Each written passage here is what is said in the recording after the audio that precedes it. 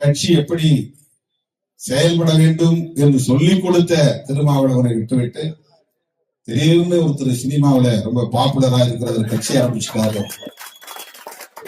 அவரோட போகலாம் அப்படின்னா அனுபவமே அவருக்கு கிடையாது. அவரு பால்வாடி. நீங்க கட்சியில என்னன்னா ஆளாக்கி உங்க பிஎஸ்டி ஆக்கி வச்சிருக்க. நீ போய் பால்வாடி ஸ்கூல்ல இருக்கிற பையன் தான் எனக்கு தலைவர்னு சொன்னா